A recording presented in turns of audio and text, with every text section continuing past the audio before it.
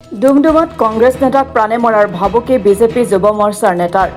Doomdooma block কংগ্ৰেছৰ উপসভাপতি নয়নজ্যোতি কলিতাক ফোনযোগে ভাবুকি। ভাৰতীয় জনতা যুৱ মৰ্চাৰ নেতা সূৰ্যকান্ত কাকতিৰ এই কাণ্ড। ডুমডুমাত মন্ত্ৰী ৰূপেশ গোৱালাৰ বিৰুদ্ধে কোনেও মাত মাতিব নোৱাৰিব বুলি মন্তব্য। যুৱ মৰ্চাৰ ল'ৰাই য'তে পাব তাতে মাৰিব ইত্যাদি ইত্যাদি বিভিন্ন কথাৰে ভাবুকি দিয়াৰ অভিযোগ। সূৰ্যকান্ত কাকতি মন্ত্ৰী ৰূপেশ গোৱালাৰ ঘনিষ্ঠ। ফিলবাৰীত সংবাদমেল দি ব্লক কংগ্ৰেছৰ গৰিহণা আৰক্ষীক এজাহাৰ দাখিল। সংবাদমেলত প্ৰাক্তন বিধায়ক দুৰ্গা ভূমিজু উপস্থিত থাকি বিজেপি নেতাৰ এনে কাণ্ডক গৰিহণা দিছে। সংবাদমেলত উপস্থিত প্ৰাক্তন বিধায়ক দুৰ্গা ভূমিজ, কংগ্ৰেছৰ নেতা ৰাজন মেধি, অজয় গগৈকে ধৰি বহুজনে অংশগ্ৰহণ কৰে। বিজেপিৰ এগৰাকী প্ৰভাৱশালী নেত্ৰী আঙুলতা ডেকা এটা পোষ্ট দিছিলে যে অসম চৰকাৰে কিয় ইমান ঋণ লৈছে, কি ডেভেলপমেণ্টৰ কাম কৰিছে সেই সম্পৰ্কত এটা পোষ্ট দিছিলে আৰু সেই পোষ্টটোৱে সূৰ্যকান্ত কাকতিয়ে শ্বেয়াৰ কৰিছিলে, ছ'চিয়েল মিডিয়াত শ্বেয়াৰ কৰিছিলে। শ্বেয়াৰ কৰাৰ কাৰণে সূৰ্যকান্ত কাকতিৰ এজন ফলোৱাৰ্ছ হিচাপে নয়ন কলিতাই, কাৰণ সূৰ্যকান্ত কাকতিও আগতে কংগ্ৰেছতে আছিলে, সেই হিচাপত তেওঁলোকৰ ৰিলেশ্যনশ্বিপ থাকি গ'ল। ফলোৱাৰ্ছ হিচাপে সূৰ্যকান্ত কাকতিক নয়নজ্যোতি কলিতাই দেখালে যে এই ঋণৰ পইচাই কিন্তু আমাৰ নিম্ন মধ্যবিত্ত শ্ৰেণীক একো সুবিধা দিয়া নাই, আমাক অসুবিধা দিছে। মাত্ৰ এই কথাখিনি লিখাৰ কাৰণেই আমাৰ গাভৰু ভেটিৰে এজন সেউজ দত্ত বুলি কয়, শীতলপুৰৰ ল'ৰা, তেখেতো মানে যুৱ মৰ্চাৰে ল'ৰা হয়। আৰু এই ল'ৰাজনৰ ফোনৰ পৰা সূৰ্য কাকতিয়ে কি কৰিছে যে তই হোৱাটছআপ কলত আছোন বুলি কৈ হোৱাটছআপ কলত তেখেতসকলে কি কৰিছে যে মৃত্যুৰ ভাবুকিটো দিছে। আৰু মৃত্যু ভাবুকিটো এতিয়াই দিয়া নহয়, মই ইতিমধ্যে বিভিন্ন সূত্ৰৰ পৰা গম পাইছোঁ যে ইতিমধ্যে তেখেতক বাৰম্বাৰ সকীয়াই দিছে। আৰু তেখেত আমাৰ নয়ন কলিতা হৈ গ'ল কি আমাৰ মিডিয়া চেলৰ এজন মানুহ, এজন সদস্য। আৰু গতিকে গোটেইখিনি চৰকাৰৰ বিষয়ে যিখিনি দুৰ্নীতি কৰি আছে, চৰকাৰে যিখিনি কৰি আছে, সেই গোটেই কথাখিনি জনসাধাৰণক দেখুওৱাটো তেখেতৰ দায়িত্ব, তেখেতৰ দায়িত্ব পালন কৰিছে। কিন্তু তেওঁলোকে দাবী ধমকি দি এনেদৰে কয়, আমি ক'ব লাগে নেকি তেওঁলোকৰ পঞ্চায়তৰ দুৰ্নীতিৰ বিষয়ে আমি মতা নাই? আপোনালোকে সাংবাদিক বন্ধুসকলক কৈছোঁ, আপোনালোকে যাওক, চকু দুখকে ক'ত ক'ত আই ঘৰ বনাইছে আমি দেখাই দিম, তেওঁলোকৰ নেতাই কিমান বিয়াগুম কলংকৰি কৰিছে আমি দেখাই দিম, সৰু ল'ৰাই গৈ কৈ পাইছেগৈ আজি আমি দেখাই দিম। আমি কংগ্ৰেছ দলত আছোঁ, আমি সকীয়াই দিব বিচাৰিছোঁ সেইসকলক। স্পষ্ট কথা আমাৰ যে কংগ্ৰেছে স্বাধীনতা আন্দোলনৰ পৰা কিমান মৰিলে আৰু যিখিনি সময়ত অসম আন্দোলন হৈছিল সেইখিনি সময়ত কিমান নেতা মৰিলে, কংগ্ৰেছে আত্মবলিদান দিয়া এটা আদৰ্শ আছে, আমাৰ এটা নজিৰ আছে। গতিকে আমি সেইবিলাকলৈ আমি ভয় কৰা নাই। কিন্তু এটাই কথা, আমি এটা কথাৰ কাৰণে আমি দুখ পাইছোঁ যে গাভৰু ভেটিত যিসকল বিজেপিৰ পুৰণা নেতা আছিল তেখেতসকলৰ লগত আজিও আমাৰ সৌহাৰ্দ্যপূৰ্ণ এটা সম্বন্ধ আছে। যিসকলে কংগ্ৰেছত বিয়াগম দুৰ্নীতি কৰি, মই গোটেই ভইচ ৰেকৰ্ডটো শুনিছোঁ, গোটেই শুনাৰ পিছত মই কৈছোঁ যে যিসকল পুৰণা কৰ্মী আছে তেখেতসকলৰ লগত সম্বন্ধ আজিও আমাৰ ভাল। কিন্তু কংগ্ৰেছত দুৰ্নীতি কৰি কংগ্ৰেছৰ পৰা গৈ তেওঁলোকৰ গেঞ্জিটো এতিয়াও কংগ্ৰেছী হৈ আছে, চোলাটো মাত্ৰ খুলি দিছে কংগ্ৰেছৰ পৰা তেওঁলোকে। সেই গেঞ্জি পিন্ধা কংগ্ৰেছীকেইটাই আজি আমাৰ কংগ্ৰেছৰ নেতাসকলক ধমকি দিব আহিছে। আমি ভয় কৰা নাই, কোনোবা এজন হয়তো আমাৰ শ্বহীদ হ'ব, দেশৰ কাৰণে শ্বহীদ হ'ব। আৰু এটা কথা তেখেতসকলক মই জনাইছোঁ, সেই বিয়াগুম নেতাসকলক, তেখেতসকলে কৈছে যে আমি উন্নতিৰ কাম কৰিছোঁ, যে তোমালোকে আমাক উন্নতিৰ কাম কৰি কেনে উন্নতি কামৰ কাৰণে আমাৰ লগত যোগাযোগ কৰা। মই এই আপোনালোকৰ মিডিয়া বন্ধুসকলৰ থ্ৰুৰ পৰা তেখেতসকলক জনাব বিচাৰিছোঁ যে আপোনালোকে মাত্ৰ এটা কাম কৰি দেখাওক, ফিলবাৰী হস্পিটেলত 24 ঘণ্টা ডক্টৰ থকা কৰাই দেখাওক, ইয়াৰ এক্সৰে মেচিনটো চলাই দেখাওক, ইয়াত যিকেইটা মেচিন বন্ধ হৈছে চলাই দেখাওক। অসমত মাত্ৰ এখন হস্পিটেল আপোনালোকে খুলি দেখাওক, আমাক ইমান মেডিকেল কলেজ নালাগে, এখন মেডিকেল কলেজ আপোনালোকৰ যদি দম আছে আপোনালোকে খুলি দেখাওক, য'ত এইমছৰ পৰা চিকিৎসা কৰিবৰ কাৰণে অসমলৈ আহিব, য'ত ভেলুৰৰ পৰা চিকিৎসা কৰিবৰ কাৰণে অসমলৈ আহিব। আপোনালোকৰ লাজ নালাগে? মেডিকেল খণ্ডত কি কৰিছে আপোনালোকে? ক'বলৈ আমাৰ হেৰি হৈছে, জাতীয়তাবাদী চিন্তাধাৰা এজন ৰাজীৱ ভটিয়াৰ নিচিনা নেতা, তেখেতে উপযুক্ত চিকিৎসা নাপাই ইয়াৰ পৰা ডিব্ৰুগড়লৈ যাবলগীয়া কাৰণে তেখেতৰ মৃত্যু হ'ল। যদি আমাৰ ফিলবাৰী হস্পিটেল থাকিলেহেঁতেন, ডুমডুমাত যদি থাকিলেহেঁতেন, ডুমডুমা আপোনালোকে তিনিচুকীয়া মেডিকেল কলেজ কিয় খুলিছে? যদি ডিব্ৰুগড় মেডিকেল কলেজলৈ পঠিয়াবলগীয়া হয় আপোনালোকে তিনিচুকীয়া মেডিকেল কলেজ কেলৈ খুলিছে? আপোনালোকে বেয়া পাই ক'লে অকল বিল্ডিঙৰ আপোনালোকে কমিশ্যন খাবলৈ খুলিছে। গতিকে মই ইয়াকে কৈছোঁ যে আমি এটা কথা গোটেই গাভৰু ভেটি ৰাইজক কৈছোঁ, আৰু গাভৰু ভেটি বিভিন্ন দল সংগঠনৰ যি দলেই নহওক, বিজেপি দলৰে হওক, কংগ্ৰেছ দলৰে হওক, জাতীয় পৰিষদৰে হওক, য'ৰে নহওক, কৈছোঁ যে গাভৰু ভেটি এটা ঐতিহ্য আছে।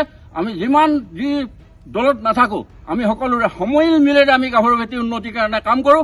আৰু গাভৰু ভেটি বিজেপি কৰ্মীসকলক মই অনুৰোধ জনাইছোঁ যাতে বাহিৰৰ কোনোবা নেতা আহি আমাৰ ইয়াৰ মাজত ভাই মাজত কাজিয়া লগাবলৈ সুবিধা কৰি নিদিয়ে, তাৰ বাবে মই তেওঁলোকক আহ্বান জনাইছোঁ।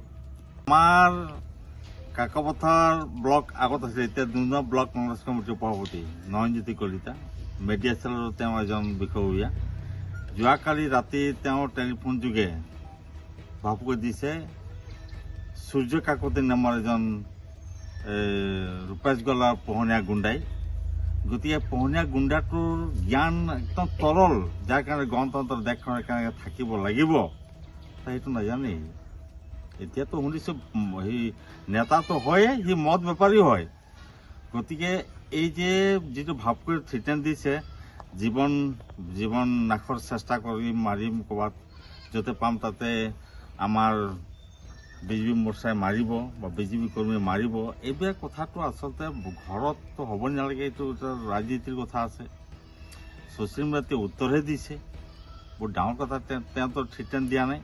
গতিকে এইটোৱে কথা হ'ল, ৰূপেশ গোৱালা এই যে পঢ়ি ৰখা কেইজনমান, এতিয়া কি দত্ত আছে এইটো সেউজ দত্ত, এই এতিয়া তেওঁলোকে আচলতে নিজকে যে পৰাজয় বৰণ কৰিব লগা হৈছে বা পৰাজয় কৰিব, তেতিয়া তেওঁলোকে ভয় কৰিছে। আচলতে গণতন্ত্ৰত কেনেকৈ থাকিব লাগে সেই কথা জ্ঞানেই নাই, জ্ঞানৰ অভাৱৰ কাৰণে এইটো হৈছে। গতিকে আমি কৈ দিছোঁ, আচলতে আমাৰ অজয় কোৱাৰ দৰে ভাৰতবৰ্ষৰ স্বাধীনতাৰ সময়ত কিমান মানুহৰ মৃত্যু হ'ল, কিমান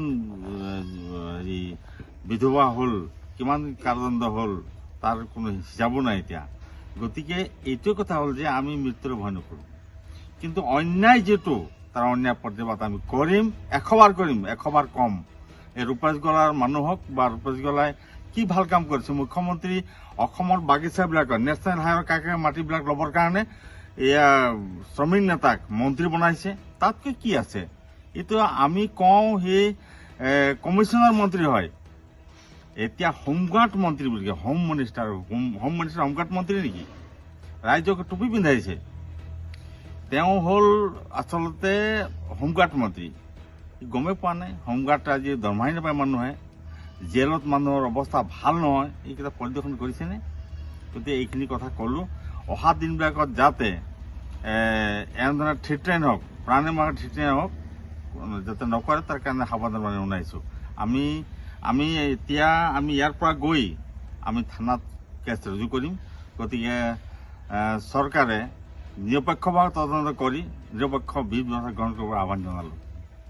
তেওঁ ভাবুকিত এনেকুৱা ধৰণে দিছে যে এটা সাধাৰণ এটা কমেণ্টৰ কাৰণে, যে নিম্ন মধ্যবিত্ত শ্ৰেণীৰ মানে অত্যাৱশ্যকীয় সামগ্ৰীৰ মূল্য বৃদ্ধি হোৱাৰ এটা যে সাধাৰণ শ্ৰেণী চলা ফুৰা কৰিবৰ কাৰণে চলিবৰ কাৰণে অসুবিধা আছে, তাৰ ওপৰত এটা কমেণ্ট আহিছিল। আৰু এই কমেণ্টটোৰ ওপৰত এই যুৱ মৰ্চাৰ বিয়াগুম নেতাগৰাকীয়ে নিশা প্ৰায় 9:30 বজাত নয়নজ্যোতি কলিতালৈ মৃত্যুৰ ভাবুকি প্ৰদান কৰিছে। অকল নয়নজ্যোতি কলিতাই নহয়, তেওঁৰ মাককো তেওঁ ফোনযোগে নয়নজ্যোতি কলিতাক মাৰি পেলোৱা হ'ব বুলিও আনকি তেওঁ কৈছে, যাৰ কাৰণে তেওঁৰ মাক শংকিত হৈছে। তেওঁ ককায়েককো কৈছে যে তোমাৰ ভাইটিক সাৱধান কৰি ৰাখিবা, নহ'লে আমি যুৱ মৰ্চাৰ ল'ৰাই য'তে পায় ত'তে মাৰি পেলাই দিয়া হ'ব। গতিকে এজন বিয়াগুম নেতাই এনেধৰণে কথা কোৱাত আজি আমি ডুমডুমা ব্লক কংগ্ৰেছ সমিতিও সংকটত পৰিছোঁ। সংকট মানে কি, আমাৰো ভয় হৈছে। যিহেতু আমি ভাৰতবৰ্ষৰ বিভিন্ন স্থানত দেখিছোঁ যে বিজেপি মানুহবিলাকে মাৰ্ডাৰ কৰোঁ বুলি ক'লে কৰি দিয়ে। গতিকে নয়নজ্যোতি পৰিয়ালৰ লগতে তেওঁ কণমানি এটা ছোৱালী এজনী আছে, তেওঁৰ পৰিবাৰ আছে, মাক আছে, সকলোৰ কাৰণে জীৱনৰ ভাবুকি হৈ পৰিছে। গতিকে আমি এই বিয়াগুম নেতাজনক ক'ব বিচাৰিছোঁ ডুমডুমা ব্লক কংগ্ৰেছৰ তৰফৰ পৰা, যে আপুনি যদি সঁচাকৈ বিয়াগুম নেতা হয়, তেতিয়াহ'লে আপুনি ৰাইজৰ কথা শুনিব লাগিব, বিৰোধী দলৰ কথাও শুনিব লাগিব, বা যোনেই আপোনালোকৰ কৰ্মকাণ্ডক বিৰোধ কৰে সেই কথাও আপোনালোকে গ্ৰহণ কৰিব লাগিব। ডুমডুমা ব্লক কংগ্ৰেছ সমিতিয়ে এই কাৰ্যত গৰিহণা দিছোঁ, ধিক্কাৰ দিছোঁ। অনাগত দিনত যাতে আমাৰ কংগ্ৰেছ দলৰ কোনো বিষয়ববীয়াক বা আমাৰ সদস্যক এনেধৰণৰ বক্তব্য নিদিয়ে, আমি বিজেপি দলৰ সকলো বিষয়া কৰ্মকৰ্তাক আমি আজি অনুৰোধ জনাইছোঁ। নেতাজনৰ নাম কি? সত্যকান্ত কাকতি। নাম সত্যকান্ত কাকতি। কি পদবীত আছে তেখেত?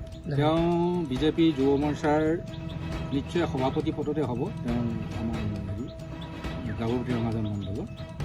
আপোনালোকে আইনৰ কাষ চপাই কিবা সিদ্ধান্ত লৈছে? আমি ইতিমধ্যে আইনৰ কাষ চাপিম। আমি আপোনালোকক আজি দিয়াৰ পিছত আমি দিয়াৰ পিছতে আমি ডুমডুমা থানাত তেওঁৰ ওপৰত এখন এজাহাৰ কৰিম। Bureau report Assam today.